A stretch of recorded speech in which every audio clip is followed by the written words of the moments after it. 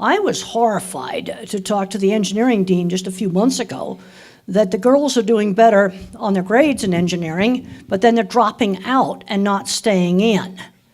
I don't know if social media has something to do with that or what the problem is, but I think that's really worrisome. Another thing that helped me is you got to have confidence. First of all, you take a field like engineering or animal behavior, whatever it is. When you're a woman, you got to make yourself the best of the best. I talked to a lady last week. She was working for an agricultural supplier, and she wasn't getting along with the guys. And I suggested that she make herself an absolute expert on a certain aspect of crop science. You make yourself so expert on it, they're gonna have to come to you. One of the things I've talked about in my book, The Autistic Brain, is different kinds of minds: visual thinkers, mathematical thinkers, and word thinkers. I am an extreme visual thinker. Everything I think about is a picture. If I don't have a picture, there's no thought. Absolutely can't do algebra. I'm very glad that Poudre Valley High School over here now is letting the kids maybe substitute statistics or probability or some other type of math for algebra. Visual thinkers can't do algebra, and that's holding students back. You need the industrial design side of engineering. Steve Jobs wasn't a programmer, he was an artist. An artist made the interface on the phone easy to use. Engineers had to make it work, so when you swipe it, it actually works. You need to have both kinds of minds. You look at who builds great big meatpacking plants like Greeley and Fort Morgan.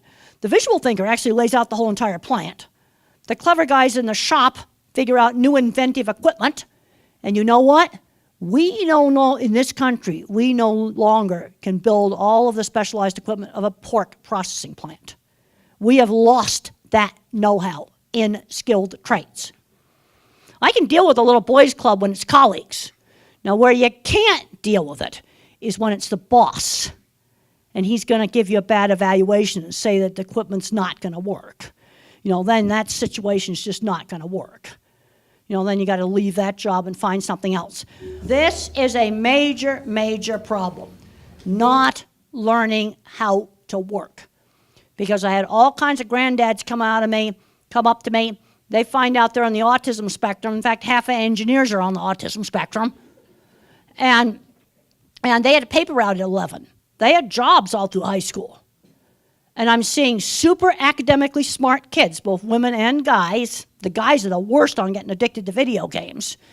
And the honors in college, graduate from college, just croak in the workplace. No, we've got to start out paper route substitutes like dog walking. In this state, they can work at 14. You're getting a real job the instant you turn 14. And internships. Your department has them, all the departments have them. I know a boy right now that I know very well is kicking himself because he didn't do internships. He wished he had. There's a confidence, and I've talked about some of the problems with women in industry. I'm in a whole conference room full of guys, and I just come out and I say it. Maybe being autistic helped me because I was a little more forward. And I didn't care if they rolled their eyes as long as they let me do stuff. And then I hear sad stories about a girl that's on the spectrum offered a full scholarship at a major art school and turned it down because she wasn't confident. I think we've got to work on, even starting at a young age, on this confidence.